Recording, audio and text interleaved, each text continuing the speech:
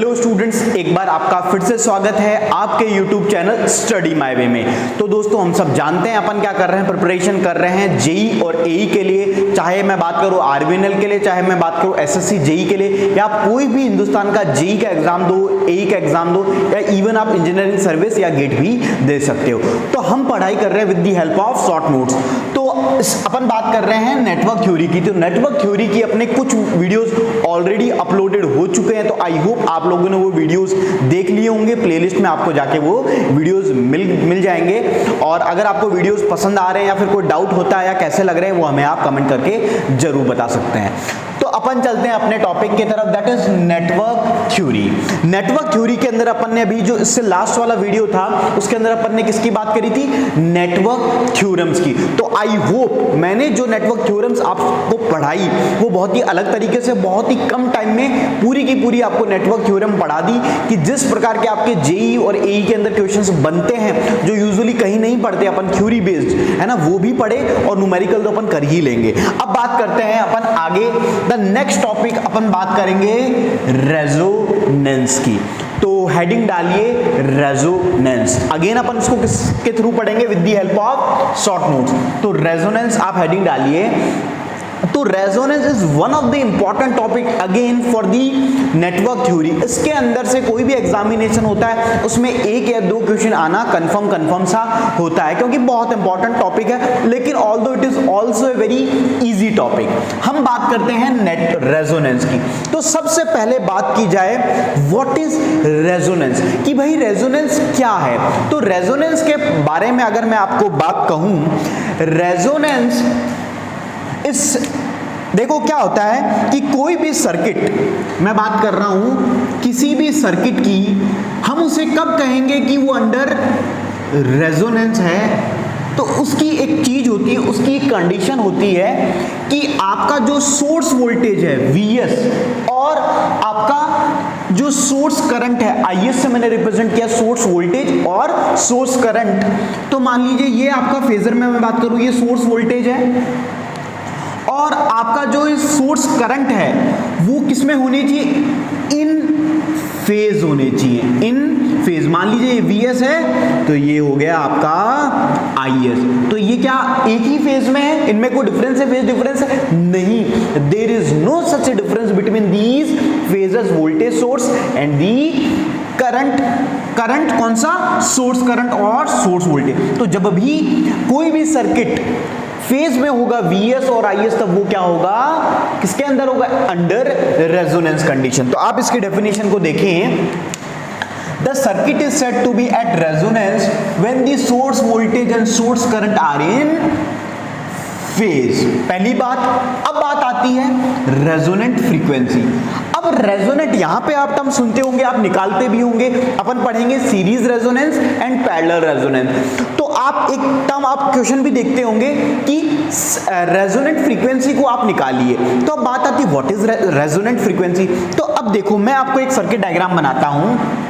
मैंने एक सर्किट लिया आर एल एंड सी का कॉम्बिनेशन का, और मैंने एक सोर्स वोल्टेज लगाया, एसी सोर्स, और उसकी वजह से करंट हुआ आई, और ये वोल्टेज वी, और ये फ्रीक्वेंसी एफ नॉट। और ये अभी देखो एफ नॉट मैं बताता हूं क्या है, ये है आपकी रेजोनेंट फ्रीक्वेंसी। अब इधर देखिए, ये आपका जो आर है जो कि रेजिस्टेंस है, क्या ये कभी भी एनर्जी को स्टोर या डिलीवर करता है? नहीं। रेजिस्टेंस एक लीनियर एलिमेंट है जो कभी एनर्जी को स्टोर या डिलीवर नहीं करता, बस एनर्जी को डेसिपिएट करता है। किसकी फॉर्म में, in the form of heat. ये सब हम जानते हैं। अब बात आती है इंडक्टर की एंड कैपेसिटर की। तो जब भी बात होती है इंडक्टर की और कैपेसिटर की, तो इंडक्टर और कैपेसिटर की एक प्रॉपर्टी होती है कि ये एनर्जी को स्टोर भी कर सकते हैं और फिर उसी जो एनर्जी स्टोर की है उसको डिलीवर भी कर सकते हैं। तो सपोज मैं मानता हूं कि इस इंडक्टर ने कोई एनर्जी स्टोर की, सपोज मान लीजिए EL। अब इसने क्या कर लिया, उसको मान लीजिए स्टोर कर लिया। अब स्टोर कर लिया तो ये कहीं ना कहीं डेसिपिएट तो करेगा। तो ये किसमें डेसिपिएट करेगा, आपके कैपेसिटर में। किसमें डिसिपेट करेगा? कैपेसिटर में, क्योंकि भाई रेजिस्टेंस तो कर नहीं सकता, तो ये किसमें करेगा? कैपेसिटर में। तो कैपेसिटर में क्या करेगा? एक तरीके से डिसिपेट करेगा आपकी एनर्जी को। तो मैं कह सकता हूं कि जो इंडक्टर है, इंडक्टर कैपेसिटर को एनर्जी देगा, कैपेसिटर चार्ज हो जाएगा, जो कैपेसिटर है वो क्या हो जाएगा? चार्ज हो जाएगा। फिर यहां पे क्या हो जाएगी? जो स्टोर हुई एनर्जी वो क्या हो गई? अब यहां से क्या हो गई? डिलीवर हो गई, इसको डिलीवर हो गई, तो यहां पे क्या हो जाएगी? एनर्जी कम हो जाएगी। तो इस तरह से देखो आप, ये L एंड C है, तो जब एनर्जी कैपेसिटर इंडक्टर के पास ज्यादा थी, इसने क्या कर दी? इसको डिलीवर, जो स्टोर्ड एनर्जी थी इसने इसको क्या कर दी? डिलीवर कर दी। डिलीवर कर दी तो अब इसकी एनर्जी क्या हो जाएगी? धीरे धीरे बढ़ जाएगी, और इसकी जैसे जैसे बढ़ेगी इसकी कम हो जाएगी। जब इसकी बढ़ेगी तो ये क्या करेगा? चार्ज हो जाएगा। चार्ज हो जाएगा तो क्या करेगा? इसको डिलीवर करेगा। डिलीवर किसको करेगा? इंडक्टर को करेगा। तो इसकी धीरे धीरे फिर कम हो जाएगी और इसकी अगेन फिर बढ़ जाएगी। तो क्या मैं ये कह सकता हूं एक साइकिल चलती रहेगी, स्टोर डिलीवर, मतलब एक कंटिन्यू। अगर मैं बात करूं एक आइडियल सर्किट की, मैं बात कर रहा हूं किसकी? आइडियल सर्किट की, तो एनर्जी हमेशा स्टोर डिलीवर, एब्जॉर्ब डिलीवर, इस तरह से चलती रहेगी, कहीं लॉस नहीं होगी। लेकिन ऐसा कंप्लीटली नहीं होता है ना। तो अब बात करो, ये आइडियल की मैंने बात करी, तो मैं एक चीज देख रहा हूं कि जब एनर्जी मान लीजिए मतलब बढ़ रही है, फिर कम हो रही है, फिर बढ़ रही है, फिर कम हो रही है, तो कोई ना कोई फ्रीक्वेंसी पे होगी। उसी फ्रीक्वेंसी को हम क्या बोलते हैं स्टूडेंट्स? Resonant frequency. तो बात समझ में आई? What is resonant frequency? तो अब डेफिनेशन की मैं बात करूं, resonant frequency indicate the rate at which the energy transformation between inductor and capacitor. तो ये बात हुई किसकी? आपके रेजोनेंस की। तो आप ये जो डेफिनेशन है ये लिख सकते हैं, ये लिखने की जरूरत नहीं है।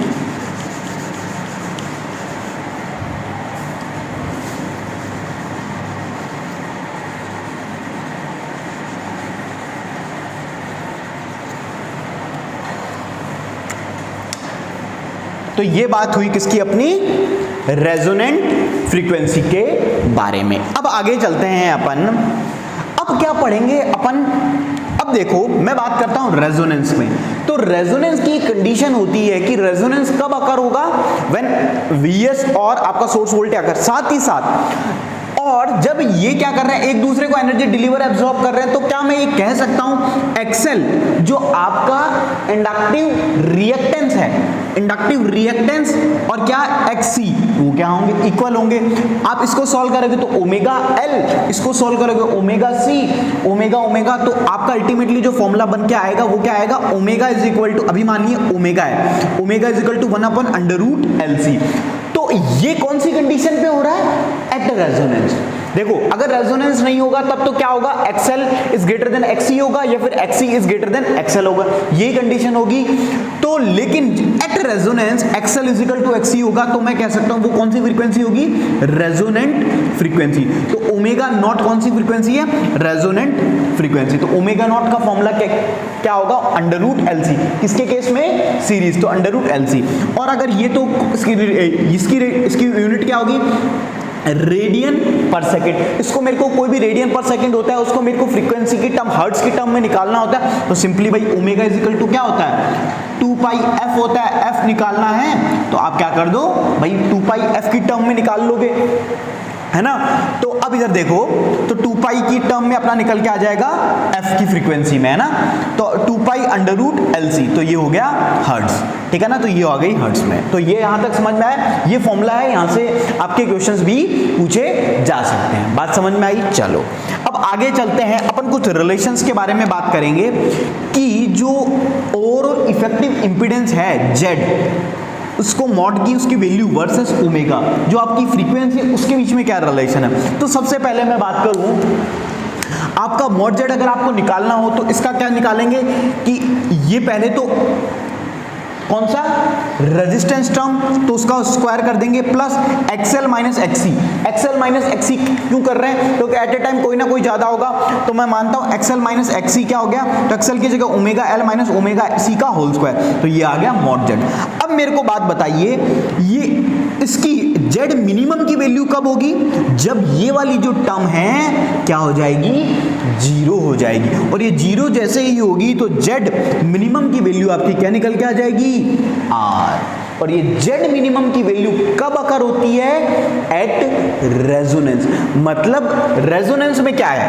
XL is equal to XC है, तो XL is equal to XC मतलब क्या हो गया कि दोनों कट गए, तो एट रेजोनेंस तो मैं यहां लिख सकता हूं एट द रेट रेजोनेंस। तो रेजोनेंस पे जो इंपीडेंस, इफेक्टिव इंपीडेंस है वो बढ़ गया या कम हो गया सीरीज के केस में? Obviously it gets reduces and it reaches to the minimum value that is the R. बात समझ में आई? चलो, तो ये बात हुई जेड मिनिमम की आर। चलो अब देखो, मैं इसका ग्राफ की मैं बात करूं तो Z minimum Z mod Z का, अब यहां पे आप ग्राफ को इंडिकेट करोगे तो क्या देखोगे? जैसे यहां पे आप जे की वैल्यू को क्या करोगे? वेरी करो ओमेगा की वैल्यू के। तो आप जैसे जैसे बढ़ते जाओगे तो आप देखोगे कि पहले मॉड की वैल्यू बहुत ज्यादा थी, फिर धीरे धीरे धीरे धीरे धीरे धीरे कम हुई। तो आपने देखा कि ये आपने जैसे जैसे इसको बढ़ाया तो आपने देखा कि पहले ये वाली जो टर्म थी भाई जितना कम, भाई ये जितना कम तो ये ओवरऑल टर्म क्या हो गई इसकी? ज्यादा। तो जो आरसी की वैल्यू थी वो ज्यादा थी, तो ये धीरे धीरे धीरे धीरे धीरे कम हुई। और फिर यहां पे एक पॉइंट आएगा जब जो आपका मॉड जेड है वो किस पे आ जाएगा? मिनिमम पे, जेड मिनिमम पे। और उसकी वैल्यू कितनी होगी? आर। तो मैंने ये किससे डिनोट कर दिया? आर से। फिर देखो, फिर मैंने ओमेगा की वैल्यू को अगेन धीरे धीरे धीरे धीरे बढ़ाया। फिर मैंने देखा ओमेगा की वैल्यू को बढ़ाऊंगा तो ये वाला कंपोनेंट बढ़ेगा। मतलब कौन सा कंपोनेंट बढ़ रहा है? इंडक्टिव वाला।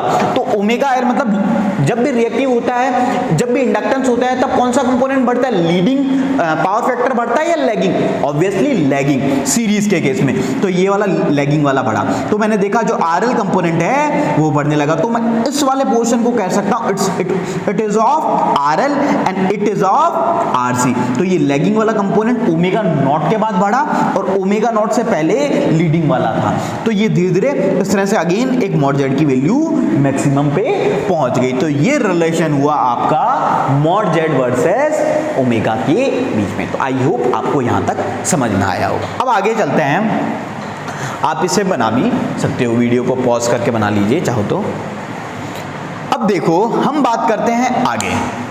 सेकंड जो अपना रिलेशन अपन पढ़ेंगे करंट वर्सेस ओमेगा। अब मेरे को बात बताइए, जब भी बात होती है करंट की तो current is equal to V by Z लिख सकता हूं। जैसे V इज इक्वल टू क्या होता है? I R. तो आई क्या हो गया? V बाई आर या फिर V बाई आर, यही तो होता है भाई। इंपीडेंस के फॉर्म में लिखना चाहूं तो मैं Z लगा दूंगा और सिंपली रेजिस्टेंस होगा तो मैं R लगा दूं। अब मेरे को इधर देखो, मतलब जिस पॉइंट पे आपका इंपीडेंस मिनिमम होगा, और वो कौन सा पॉइंट है?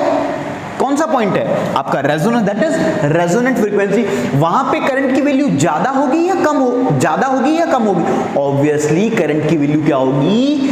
ज्यादा होगी, क्योंकि वहां पे क्या है? इंपीडेंस मिनिमम है। तो जो ये ग्राफ बना था, क्या इसका एग्जैक्टली अपोजिट ग्राफ नहीं बनेगा? बिल्कुल, इसका क्या बनेगा?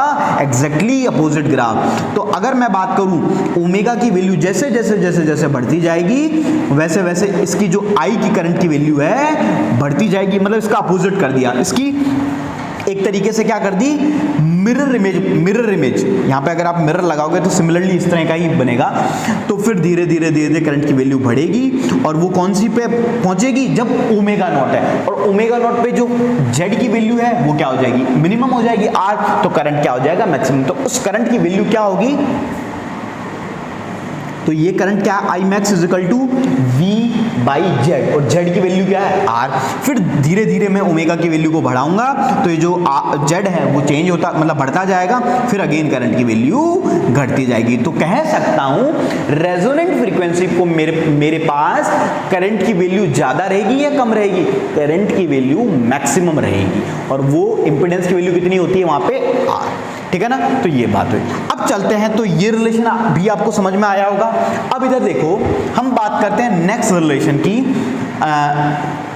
Phi versus omega. फाई क्या है? यहाँ पे आपका फेज डिफरेंस है। तो फेज डिफरेंस के बारे में अपन बात करेंगे।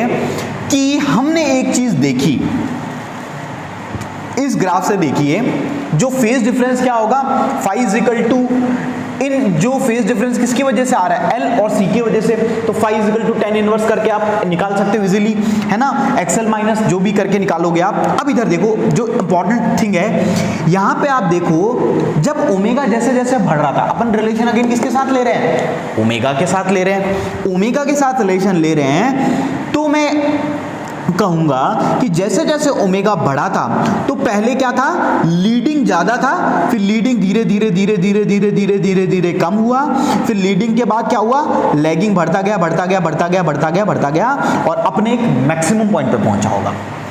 यही तो बात कही जा रही है। अब इधर देखो, मैं बात करता हूं किसी आइडियल सर्किट की, तो आइडियल सर्किट के केस में लीडिंग कितना हो सकता है, मैक्सिमम, यहां पे C है, तो करंट जो आपका कैपेसिटर लगा है वो मैक्सिमम कितना लीड करेगा, कितना लीड करता है, 90 डिग्री से लीड करेगा। तो एग्जैक्टली कहां से स्टार्ट होगा, 90 डिग्री, 90 डिग्री से धीरे धीरे धीरे धीरे धीरे जैसे जैसे ओमेगा, ये ओमेगा यहां पे शो कर देता हूं,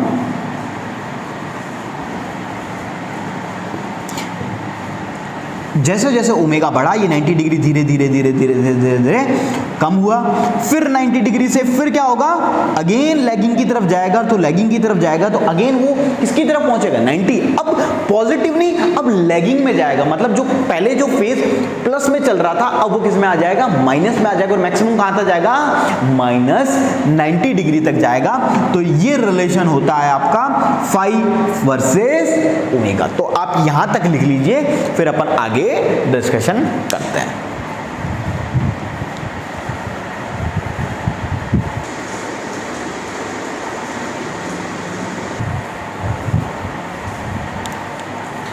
तो आई होप आपको यहां तक समझ में आया होगा। अब अपन आगे की तरफ चलते हैं, अपन बात करते हैं क्वालिटी फैक्टर की। तो अगेन क्वालिटी फैक्टर एक one of the important question रहता है कि आपसे पूछ लिया जाता है कि इस सर्किट का क्वालिटी फैक्टर क्या होगा, या तो सिंपली ऐसे पूछा जाता है, आपको कोई कंपोनेंट दे दी, या फिर डायरेक्ट फॉर्मूला पूछ लिया जाता है। मोस्टली जेई में फॉर्मूला दे देते हैं कि Q is equal to something A, Q is equal to something A, है ना, और अगर न्यूमेरिकल भी देते हैं तो बहुत ईजी सा, ज़्यादा बड़ा नहीं मिलेगा आपको। अब देखिए, हम बात करते हैं क्वालिटी फैक्टर को हम डिनोट करते हैं Q से, कैपिटल Q से। तो बात करते हैं व्हाट इज क्वालिटी फैक्टर। तो क्वालिटी फैक्टर की मैं बात करूं इसके फॉर्मूले की, तो 2 pi into maximum energy stored in the circuit, कि कोई भी सर्किट, जो भी आपने सर्किट लिया है, रेजोनेंस के लिए लिया है या सिंपली लिया है, उसके अंदर मैक्सिमम एनर्जी कितनी स्टोर की जा सकती है, अपॉन एनर्जी डेसिपेटेड इन दी सर्किट पर ऑसिलेशन साइकिल। कहने का मतलब ये है, अब ध्यान से सुनिएगा, समझने की कोशिश करिएगा, कि कोई भी सर्किट है, कोई भी सर्किट के अंदर क्या है, एलिमेंट्स है। आज जैसे मैं बात करूं आपका सीरीज रेजोनेंस सर्किट के अंदर मैं बात करूं तो CRLC आपने लिया हुआ है सीरीज के अंदर, तो उस सर्किट के अंदर RLC सीरीज सर्किट के अंदर कोई ना कोई एक वैल्यू होगी, कोई ना कोई एक मैक्सिमम एनर्जी स्टोर करने की कैपेसिटी होगी, वो उस सर्किट की कितनी है, और energy dissipated in this circuit पर ऑसिलेशन, मतलब कितनी जल्दी वो सर्किट, मतलब L और C कंपोनेंट कितनी जल्दी डेसिपेट कर सकते हैं सर्किट और वापस ले सकते हैं, कितनी जल्दी डेसिपेट कर सकते हैं। तो मैक्सिमम के कंपेयर में वो कितनी जल्दी कर पा रहे हैं, अगर मान लो मैक्सिमम 20 जूल है सपोज, और वो 18 जूल कर पा रहे हैं, इट मींस कि वो बहुत ज्यादा क्या हो गए, मतलब डेसिपेट नहीं कर रहे हैं। मान लीजिए 20 तो पूरी थी, इधर देखिए यहां पे बात हो रही है कि डेसिपिएट एक तो होता है डेसिपिएशन, और एक होता है उस साइकिल को मेंटेन करके। डेसिपिएट मतलब उसको वेस्ट कर दी, तो 19/20/18 भाई 1 पॉइंट समथिंग कुछ आया, जितना कम, मान लीजिए ये हुआ 1, तो उसकी वैल्यू कितनी हो गई 20। तो कहने का मतलब ये है कि जितनी डेसिपेशन, भाई एक तरीके जितना डेसिपेट नहीं करना है, उसको साइकिल को मेंटेन करके रखना है कि जल्दी रिलीज हो और वापस एब्जॉर्बर, रिलीज हो एब्जॉर्बर, रिलीज हो, मतलब L और C के बीच में, तो हम उससे कहते हैं क्वालिटी फैक्टर। तो अगर मैं बात करूं सीरीज सर्किट के अंदर, तो अपना सीरीज सर्किट के अंदर जो फॉर्मूला बन के आता है क्वालिटी फैक्टर का, इसके कुछ फॉर्मूलेज आपने अलग अलग फॉर्मूलेज पढ़े होंगे। तो सबसे पहला फॉर्मूला अपन पढ़ते हैं Q is equal to omega L by R, है ना, सबसे पहला फॉर्मूला और सबसे इंपॉर्टेंट फॉर्मूला क्या होता है, Q is equal to omega L by R, एक ये फॉर्मूला। अब यहाँ पे आप जानते हो ओमेगा की वैल्यू अगर मैं रेजोनेंस पे मैं बात करूं तो ओमेगा इज इक्वल टू कितना होगा, omega is equal to 1/√LC, इसको आप पुट करोगे यहाँ पे तो इसका फॉर्मूला क्या बन के आ जाएगा, Q is equal to 1/R√LC। तो ये भी again one of the important, तो फॉर्मूला को आप रिवाइज कीजिए, Q is equal to omega L by R for the series circuit as well as Q is equal to 1/R√L/C। ये तो आप उसको डिराइव कर सकते हो, आपको एक ही याद रखना है, Q is equal to omega L by R, ठीक है, ये हो गया। अब देखो आप जो डेफिनेशन अपन ने कई जगह डेफिनेशन भी पढ़ेगी, quality vector is equal to inductive reactance upon resistance और कैपेसिटिव रिएक्टेंस अपॉन रेजिस्टेंस। तो आप कोई सा भी जैसे मान लो XL बाई आर। अब सपोज इसी इक्वेशन के अंदर मैं इसको I से मल्टीप्लाई कर देता हूं, ऊपर या नीचे, मैंने I से मल्टीप्लाई किया, ऊपर नीचे I से, तो क्या मैं अब देख पा रहा हूं इसको मैं क्या लिखूंगा, VL मतलब वोल्टेज ड्रॉप अक्रॉस इंडक्टेंस या इंडक्टर और वोल्टेज ड्रॉप अक्रॉस रेजिस्टेंस और VC अपॉन VR। तो एक फॉर्मूला ये भी बन के आ सकता है, तो एक फॉर्मूला ये हो गया, एक फॉर्मूला आपको अल्टीमेटली ये याद रखना है और ये याद रखना है, वो तो उससे ही डेराइव हो जाएगा। तो ये बात हुई किसकी, क्वालिटी फैक्टर की। तो आई होप आपको समझ में आई होगी। अब देखिए हम बात करते हैं बैंडविड्थ की। अब बैंडविड्थ क्या होती है, अब देखो क्या होता है कि जैसे मैं यहां पे मैं बात करूं, यहां देखो मान लीजिए ये कोई ग्राफ है ना, मैं ये कहता हूं ये आपकी फ्रीक्वेंसी है ओमेगा 1, ये है ओमेगा 2 और ये फ्रीक्वेंसी आपकी ओमेगा नॉट। तो ये जो फ्रीक्वेंसी है, ये जो फ्रीक्वेंसी है मतलब ये सर्किट यहां से लेके यहां तक ऑपरेट कर रहा है, मतलब इस फ्रीक्वेंसी रेंज के बीच में। तो ये जो है ये है इसकी हायर कट ऑफ फ्रीक्वेंसी, क्या बोलेंगे इसको, हायर कट ऑफ फ्रीक्वेंसी। और जो ओमेगा 1 है, इस ओमेगा 1 को हम क्या बोलेंगे, लोअर कट ऑफ फ्रीक्वेंसी। और ये ओमेगा नॉट आपका क्या है, रेजोनेंट फ्रीक्वेंसी। इतना समझ में आता है। अब देखो अगर मेरे को ओमेगा नॉट निकालना है तो ओमेगा नॉट निकालने का एक सिंपल सा तरीका होता है कि इसका आप क्या ले लो, अर्थमेटिक मीन ले लो, arithmetic mean of lower cut off frequency and higher cut off frequency. तो अर्थमेटिक मीन देखो, एक मीन वो अलग होता है, ये अर्थमेटिक मीन में क्या करते हैं आप अंडर रूट करते हो ओमेगा 1 इंटू ओमेगा 2। तो ये आपका एक फॉर्मूला। अब जो दूसरा फॉर्मूला, जो मोस्ट पॉपुलर फॉर्मूला आपके जो एग्जाम में पूछा जाता है वो होता है, बैंडविड्थ निकल के आती है आपकी आर रेजिस्टेंस बाई क्या, inductor, R by L radian पर सेकेंड। इसको अगर आपको फ्रीक्वेंसी में हर्ट्ज में कन्वर्ट करना है तो 2 पाई से डिवाइड कर दो, तो R बाई 2 पाई एल, तो ये आ गया आपका हर्ट्ज में। तो ये फॉर्मूला। अब इधर देखो Q की मैं बात करूं, इधर Q यहाँ पे, तो Q क्या है, ओमेगा L बाई आर है।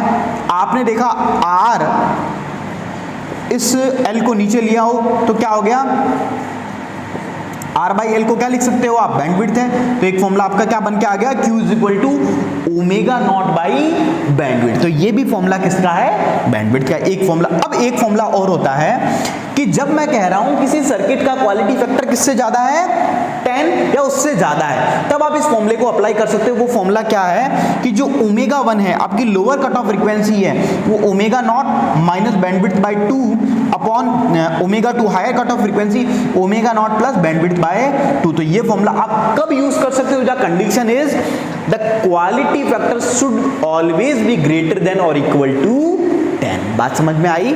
चलो, तो ये बात थी किसकी, बैंडविड्थ की। ठीक है, तो ये बैंडविड्थ से रिलेटेड जो क्वेश्चंस आपसे पूछे जा सकते हैं। अब इधर देखो, मैं एक बात कहता हूं, इतना लिख लीजिए, आप पॉज करके लिख सकते हो। अब इधर देखो, यहां पे देखो हम बात करते हैं नेक्स्ट पॉइंट इसके कंटिन्यूएशन में, for higher values of R. किसकी बात हो रही है, जब आर की वैल्यू ज्यादा है, for higher values of R it is considered that resonant frequency is approximately equal to the arithmetic mean of upper and lower cut off frequency.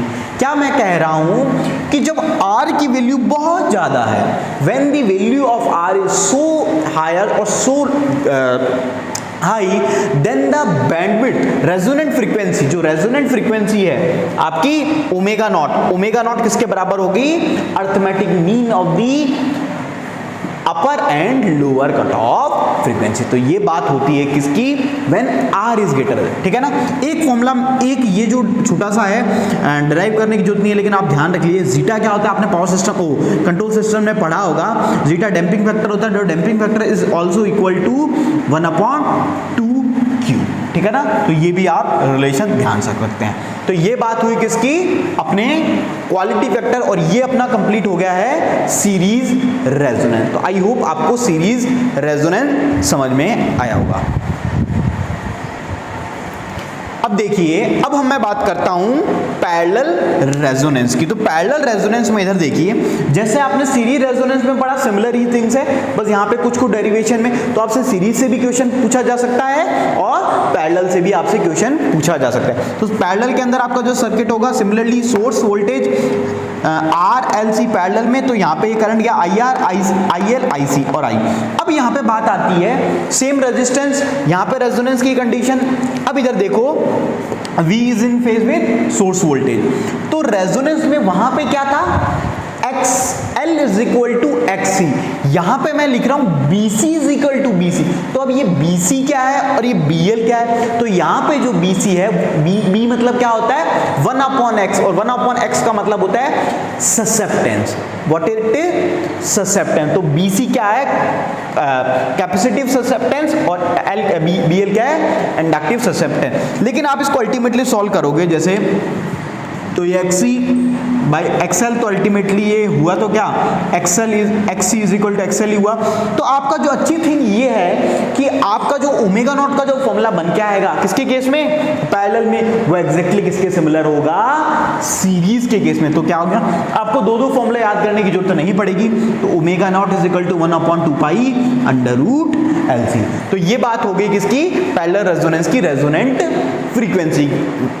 अब इसकी यूनिट मेरे को बताएगा, तो ये क्या है, हर्ट्ज में यूनिट। अगर रेडियन पर सेकंड में निकालनी हो तो 2π हट जाएगा, तो 1/√LC। तो ये बात हो गई अपनी रेजोनेंट फ्रीक्वेंसी। तो इस वीडियो में अपन इतना ही रखते हैं, जो बाकी का बचा हुआ पैरेलल रेजोनेंस है वो अपन नेक्स्ट वीडियो में भी कवर कर लेंगे, और बाकी के जो नेक्स्ट टॉपिक होगा उसको अपन उसमें कवर कर लेंगे। तो आई होप आपको चीजें समझ में आ रही होगी और आप सब्जेक्ट्स को एंजॉय भी कर रहे होंगे।